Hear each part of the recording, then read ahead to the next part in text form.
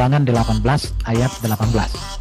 Ya, ini seringkali diklaim mereka bahwa ini dibuat tentang Nabi Muhammad ya. Dikatakan begini ya, Ulangan 18 ayat 18 itu, seorang nabi akan kubangkitkan bagi mereka dari antara saudara mereka, seperti engkau ini. Aku akan menaruh firman-Ku dalam mulutnya, dan ia akan mengatakan kepada mereka segala yang kuperintahkan kepadanya.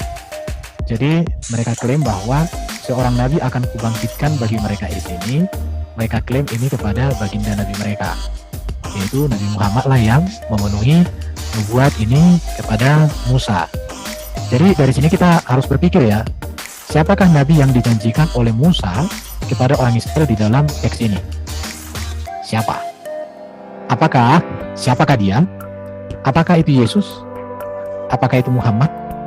Atau yang lain? Akan begitu. Yesus, Pak. Nah, kalau kita sudah mengatakan itu Yesus ya, tapi para mantan-mantan Kristen atau para polemikus seringkali mengutip atau mengklaim itu adalah Nabi Muhammad. Ini sesuatu hal yang jadi pergumulan ya. Artinya ini yang harus kita jawab malam hari ini. Saya harus membuktikan bahwa nubuat ini tidak ada hubungan dengan Nabi mereka itu. Itu yang kita buktikan. Dan apa yang kita bahas ini berdasarkan data-data Alkitab ya.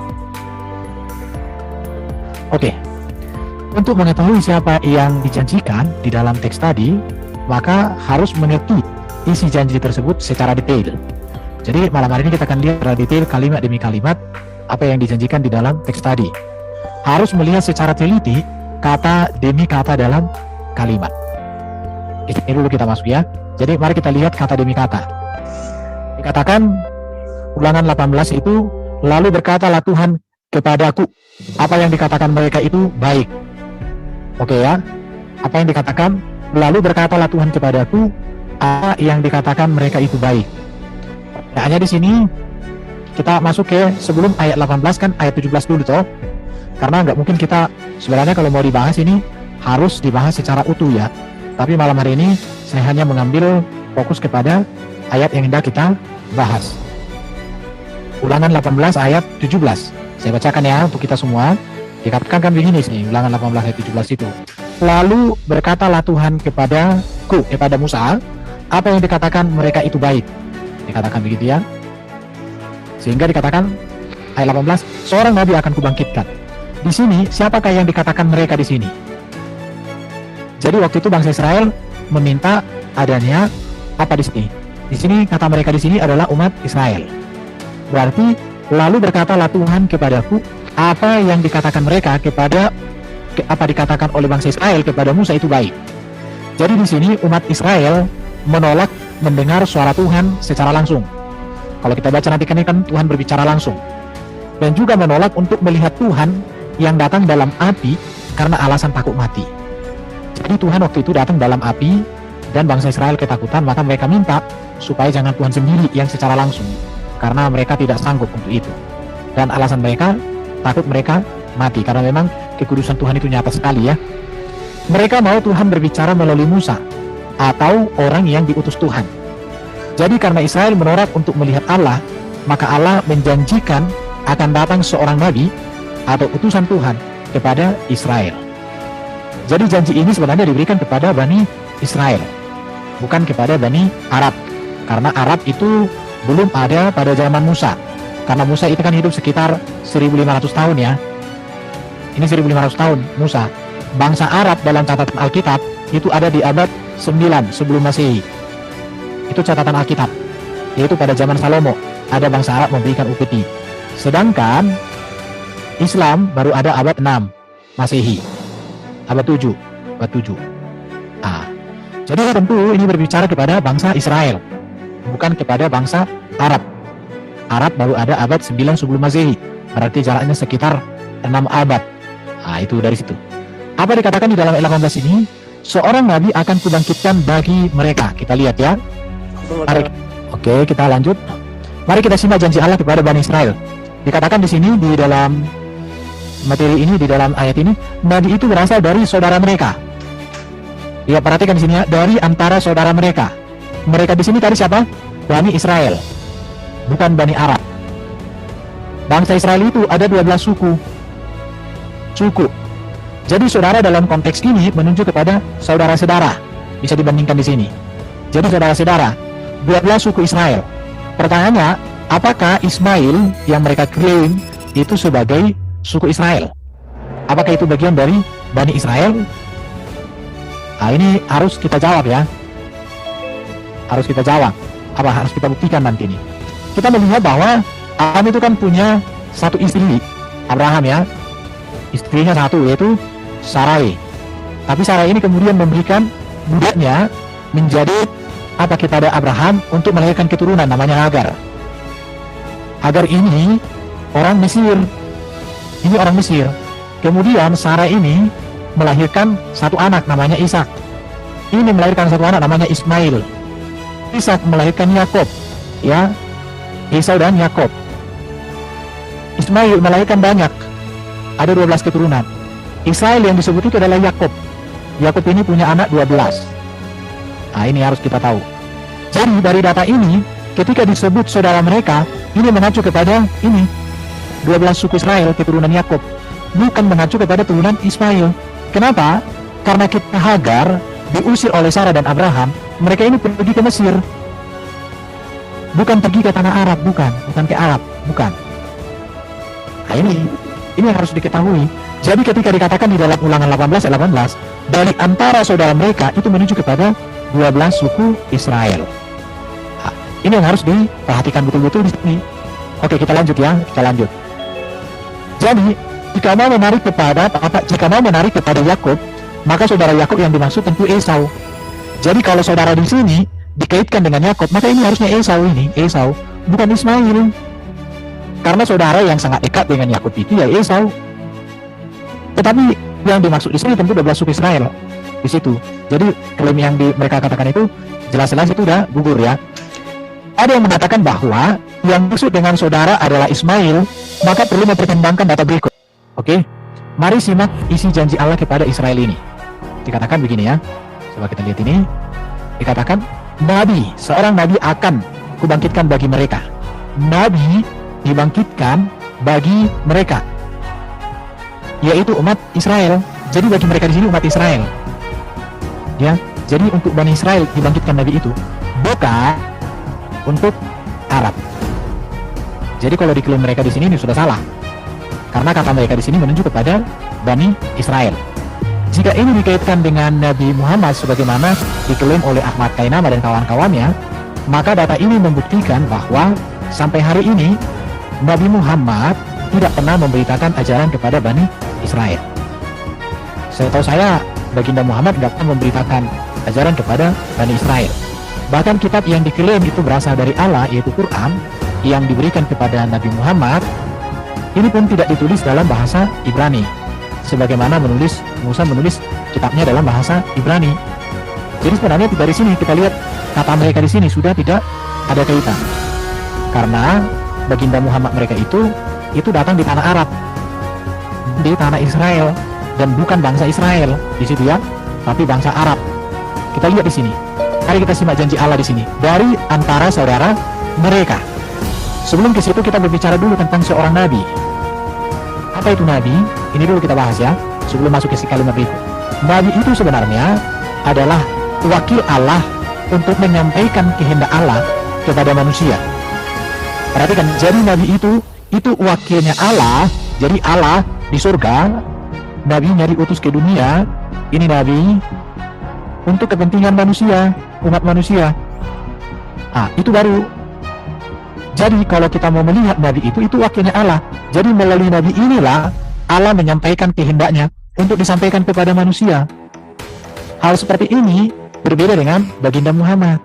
Bahkan seorang nabi itu tidak pernah berbicara untuk kepentingannya, tapi semua itu kepentingan Tuhan dan kepentingan umat.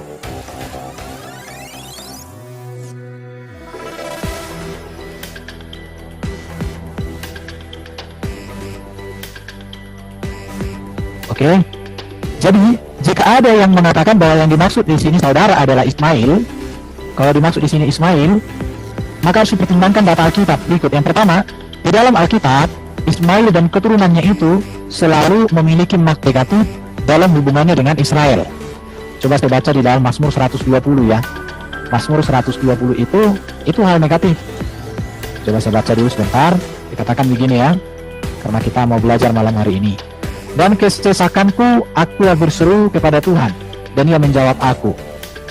Ya Tuhan, lepaskanlah aku daripada bibir dusta, daripada lidah penipu. Apakah yang diberikan kepadamu dan apa yang ditambahkan kepadamu, hai lidah penipu, panah-panah yang tajam dari pahlawan dan bara kayu ara. Celakalah aku karena harus tinggal sebagai orang asing di Mesek, karena harus diam di antara kemah-kemahnya Kedar. Cukup lama aku tinggal bersama-sama dengan orang-orang yang membenci perdamaian. Aku ini suka perdamaian, tetapi apabila aku berbicara, maka mereka menghendaki perang. Jadi hal yang negatif, bahwa memang suku Kedar yang adalah keturunan Ismail itu memang orangnya ya dikatakan ini, celakalah aku karena harus tinggal sebagai orang asing, karena harus diam di antara kemah-kemah Kedar. Cukup lama aku di sana bersama-sama dengan orang-orang yang membenci perdamaian. Benci perdamaian. Lalu dikatakan juga Ismail dan keturunannya bukan pewaris janji Allah kepada Abraham, tetapi Ishak dan keturunannya. Jadi kalau ini diklaim kepada saudara mereka di sini, diklaim mereka ini adalah bagindanya mereka, maka ini bertentangan dengan kenyataan atau data yang ada, situ ya. Oke, kita lanjut. Baru dikatakan seperti engkau ini. Engkau di sini siapa? Musa. Jadi seorang nabi itu yang akan dibangkitkan Tuhan bagi bangsa Israel harus seperti Musa. Kita akan melihat seperti apa Musa ini. Kita lihat ya. Jadi nabi itu harus seperti Musa. Untuk mengetahui apakah Nabi Muhammad itu seperti Musa, maka harus memperhatikan data berikut. Data-data ini harus kita perhatikan ya. Yang pertama, itu bangsa Israel dan berbahasa Israel. Tetapi baginda yang mereka klaim itu bangsa Arab dan bahasa Arab. Dari sini sudah berbeda. Oke, kita lihat lagi ya. Musa itu sekolah, berpendidikan di kerajaan. Tapi bagi baginda Muhammad, bagaimana? Mereka mengatakan buta huruf, berarti nggak sekolah dong. Baru dikatakan Musa itu seorang yang jenius. Ya, tapi kalau dikatakan baginda Muhammad ya seperti ini, atau dikatakan umi kadangnya, artinya ada yang mengatakan buta huruf, ada yang mengatakan tidak sekolah, urusan mereka. Tapi dari sini sudah berbeda. Yang berikut, Musa mengadakan banyak mujizat, tapi baginda Muhammad saya belum tahu apakah dia pernah mengadakan mujizat. Tapi di dalam surah ini dikatakan Muhammad tidak ada mujizat. Jadi ketika dikatakan nabi yang akan kubangkitkan bagi mereka dan saudara mereka seperti engkau ini, dari kriteria ini tidak memenuhi. Ya, kita lihat lagi kriteria berikut ini. Musa itu menerima wahyu langsung dari Allah. Kalau kita melihat tentang Musa, dia langsung berbicara dengan Allah, Allah berbicara dengan dia, Allah menyatakan diri dalam kuasa, kemuliaan, dalam gemuruh kepadanya itu kan. Tetapi bagaimana dengan bagindanya?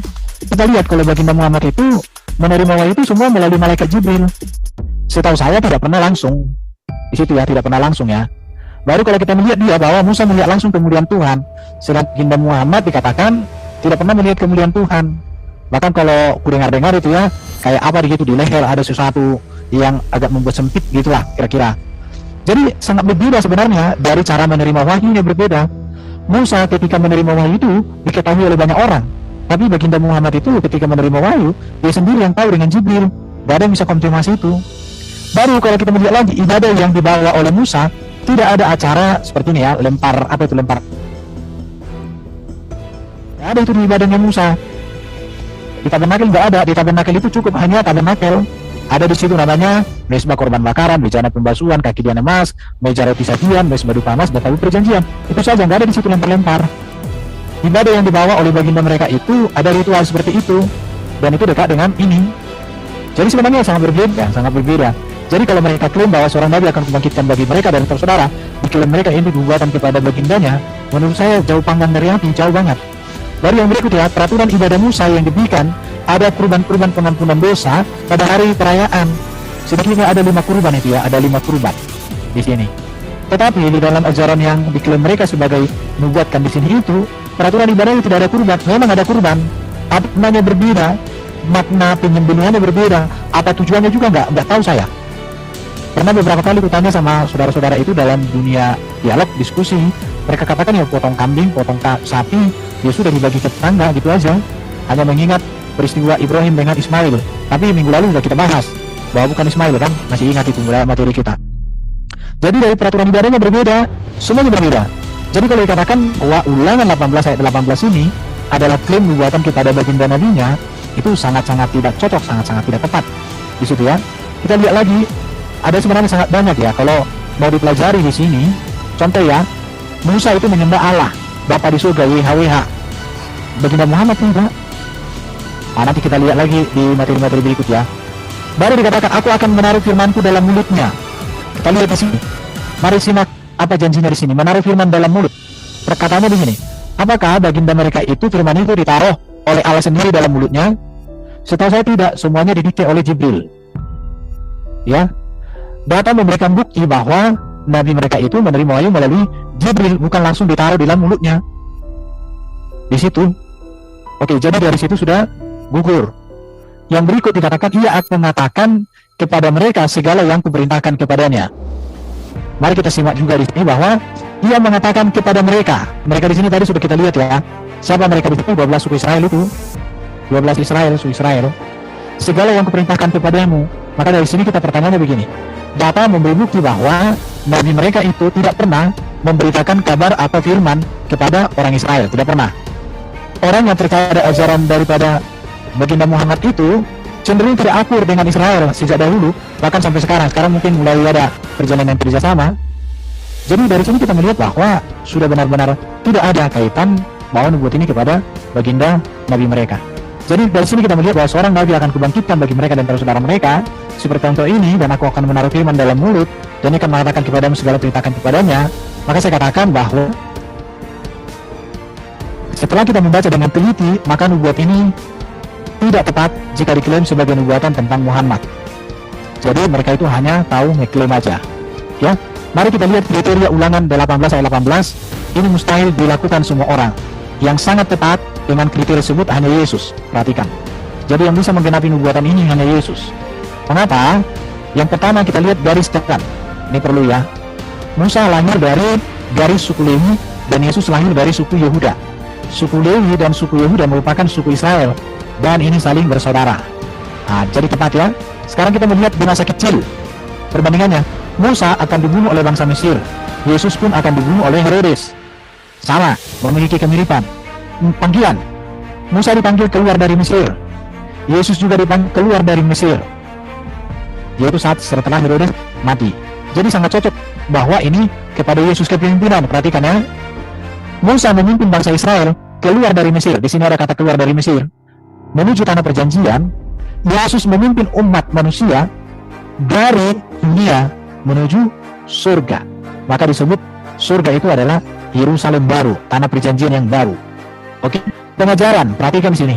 Musa menyampaikan hukum Taurat dalam kitab perjanjian lama. Ini semua disampaikan Musa, hukum Taurat. Yesus itu menggenapi hukum Taurat dan kitab perjanjian baru. Mereka bukan menggenapi, tapi mereka katakan menyempurnakan. Pertanyaannya, apa yang disempurnakan? Kalau memang menyempurnakan, kenapa tidak berani menyatukan kitab Taurat dengan kitab mereka? Akan itu pertanyaannya. Kalau disempurnakan, setelah disempurnakan dihilangkan gitu. Mengapa kisah-kisah di dalam kitab Taurat banyak bertentangan dengan kitab yang ada mereka miliki? Jadi tidak mungkin. Baru kita bicara jabatan. Musa itu nabi Israel. Yesus pun nabi Israel. Yesus berperan sebagai nabi, imam besar, dan raja. Dan ini pun ada pada Musa loh. Musa itu seperti seorang raja loh, karena dia memimpin Israel menuju tanah Kanaan. Musa pun menjadi seperti imam besar. Kenapa? Karena dia menjadi pengantara bangsa Israel dengan Allah. Ketika bangsa Israel ibaratnya bergumul, ada persoalan, mereka datang kepada Musa. Musa menyampaikan kepada Allah. Musa itu juga nabi, Yesus juga nabi. Kenapa? Karena Musa menyampaikan kehendak Allah kepada bangsa Israel. Dan ini ada pada Yesus. Yesus itu nabi karena dia berbicara atas nama Allah untuk kita, untuk dunia diselamatkan. Yesus juga imam besar, dia mendamaikan kita dengan Allah. Yesus juga raja, raja segala raja di kerajaan surga. Jadi dari kriteria ini sangat tepat, ini adalah nubuat untuk Yesus. Tetapi pertanyaannya, mengapa saudara-saudara kita itu terlalu pede mengklaim bahwa ini adalah nubuat untuk nabi mereka? Kita lihat lagi ya, masuk kita kepada kriteria pembuatan ajaibnya. Musa banyak melakukan mujizat, Yesus pun demikian. Kalau nabi yang mereka klaim bagaimana? Silakan direnungkan. Baru, Musa itu dipimpin oleh Roh Kudus, oleh Roh Allah. Dikatakan Musa diurapi oleh Roh Kudus itu ya. Tetapi Yesus juga, Roh Tuhan ada padaku untuk menyampaikan kabar baik pada Yesus. Apakah baginda mereka itu dipimpin oleh Roh Kudus? Setahu saya tidak, karena yang datang kepada dia Jibril. Jibril itu bukan Roh Kudus bagi kita. Roh Kudus itu kan Roh Allah. Roh itu kan tidak ada apa? Roh Allah itu selalu membawa damai dan semuanya. Jibril itu malaikat, katakan mereka. Yang berikut, kesetiaan terhadap hukum Taurat. Musa dengan setia menunjuk kepada hukum Taurat serta kewajiban umat Allah untuk menaatinya supaya menerima berkat-berkat Allah. Kristus menunjuk kepada dirinya sendiri dan Roh Kudus sebagai cara Allah untuk menggenapi kehendaknya serta menerima berkat dan hidup yang kekal. Yesus taat sempurna terhadap hukum Taurat yang diterima Musa di Gunung Sinai. Yesus taat, bahkan Yesus menggenapi semuanya itu. Apakah baginda mereka menaati 10 hukum itu? Enggak. Contoh apa? Ibadah hari Sabat. Mereka enggak. Hari Jumat. Menyembah Bapa di surga Yahweh. Mereka enggak. Allah Tuhan negeri Mekah, Allah SWT. Kan udah berbeda. Baru menyebut nama Tuhan sembarangan. Bagi mereka nama Allahnya itu Allah, bisa disebut kapanpun. Bahkan ketika terjadi peristiwa di gereja, pakai nama itu juga dan lain sebagainya. Di situ jadi banyak sekali. Sekarang hukum ibadah, kita akan bicara ini perbedaannya. Musa mengenakan hukum-hukum korban, Yesus menggenapi hukum-hukum korban, yaitu di dalam dia. Apakah Muhammad melakukan hukum-hukum korban? Tidak. Memang ada korban yang dilakukan saudara Muslim, tapi tidak ada hubungan dengan ini. Karena kurban yang dikerjakan di dalam hukum Taurat itu berbicara keselamatan, pendamaian, penebusan, dan itu yang disempurnakan Yesus. Maka di dalam Yesus manusia diselamatkan, manusia ditebus, manusia dibawa ke surga dan sebagainya. Apakah itu makna korban di dalam ajaran saudara sebelah? Tidak. Musa merayakan hari raya besar seperti Paskah, Pondok Daud. Yesus melanjutkan dan menyempurnakan ibadah itu. Apakah Muhammad melakukan hal ini? Menurut saya tidak. Tidak pernah orang Muslim merayakan Paskah, tidak pernah orang Muslim merayakan Pondok Daun, dan semuanya itu enggak. Tapi Yesus merayakan itu. Bahkan Yesus menyempurnakan ibadah itu di dalam dirinya. Musa itu pusat ibadahnya di tabernakel, yang kemudian dibangun namanya Bait Allah. Yesus juga ibadahnya itu di tabernakel, di Bait Allah, bahkan memurnikan Bait Allah. Yesus marah ketika Bait Allah di halamannya itu dipakai untuk berjualan, dan ini menjadi rumah doa bagi segala bangsa. Apakah ini dilanjutkan oleh baginda Muhammad? Kan tidak. Tidak ada. Maka Ulangan 18 ayat 18 ini tidak tepat dikaitkan dengan nabi mereka itu. Baru dikatakan nabi itu harus didengarkan. Katakan bahwa Yesus harus didengarkan. Kan dikatakan Ulangan 18 ayat 18 tadi bahwa harus didengarkan. Ini dikatakan loh oleh Allah sendiri. Dikatakan inilah anak yang kukasihi, kepadanya lah aku berkenan, dengarkanlah dia. Siapa yang ngomong di sini? Bapa Yahweh. Bapa itu yang bersuara langsung. Dengarkanlah Yesus. Dengarkanlah dia di sini. Jelas sekali Allah memerintahkan agar Yesus harus didengarkan. Bahkan dikatakan di dalam Ulangan 18 tadi, dialah harus kami dengarkan. Perhatikan, kalau lebih dikatakan Allah menaruh firman-Nya dalam mulutnya. Artinya begini ya. Bentar. Dikatakan Allah menaruh firman-Nya dalam mulutnya itu, kita melihat di sini bahwa Yesus itu adalah firman Allah yang diturunkan ke dunia ini. Tujuannya apa? Untuk menerima dan mengajarkan serta menerangkan firman, serta menggenapi seluruh firman Tuhan di dalam konteks apa? Di dalam PL. Maka ia berkata, sebab aku berkata-kata bukan dari diriku sendiri, tetapi Bapa yang mengutus aku, dialah yang memerintahkan aku untuk mengatakan apa yang harus aku katakan, aku sampaikan. Jadi Ulangan 18 ini terlalu berani mereka, atau terlalu bodoh para polemikus itu, kalau ini mereka klaim menunjuk kepada nabi mereka. Itu satu kegagalan, satu kesalahan yang sangat fatal yang mereka lakukan. Seharusnya mereka pede bahwa nabi mereka adalah nabi yang baru, kitab adalah kitab yang baru, Allah mereka adalah Allah yang baru yang tidak ada kaitan dengan apa yang diyakini oleh Yahudi dan Kristen. Walaupun mereka klaim bahwa mereka penyempurna, tetapi sebenarnya tidak ada yang disempurnakan. Itu menurut apa yang kita sampaikan. Bahkan yang hebatnya lagi, Rasul Petrus menyampaikan khotbahnya bahwa nubuat Musa di dalam Ulangan 18 ayat 18 sampai 19 ini pada zaman Kisah Para Rasul ini, bahwa Tuhan Allah akan membangkitkan bagimu seorang nabi dan para saudara-saudaramu sama seperti aku ini, diklaim, dinyatakan oleh Petrus bahwa itu adalah nubuat tentang Yesus Kristus. Ini tahun berapa ini? Abad pertama. Siapa Petrus ini? Petrus ini adalah soko guru, pemimpin para rasul setelah Yesus terangkat ke surga. Dia dalam pimpinan Tuhan mengatakan bahwa Ulangan 18 ayat 18 sampai 19 itu nubuatan tentang Yesus yang sudah digenapi. Bahkan juga Stefanus. Siapa Stefanus ini? Stefanus ini adalah mati martir pertama. Dia menyatakan imannya secara terbuka di depan umum tentang Yesus adalah Mesias yang dijanjikan, maka dia dilajam, dilempari dengan batu sampai mati. Stefanus bersaksi dengan gagah berani bahwa nabi yang seperti Musa, perhatikan di sini ya, nabi yang seperti Musa itu adalah Yesus Kristus. Meskipun pada akhirnya Stefanus dilajam oleh batu oleh orang-orang Yahudi. Jadi sudah terbukti bahwa data Alkitab menyatakan bahwa nubuatan di dalam Ulangan 18 itu adalah nubuatan tentang Yesus, kepada Yesus, bukan terhadap Muhammad. Jadi berdasarkan nilaian yang sudah kita dengarkan ini, pertanyaannya kalau ada siapakah yang dibuatkan oleh Musa di dalam Ulangan 18 ayat 18 itu?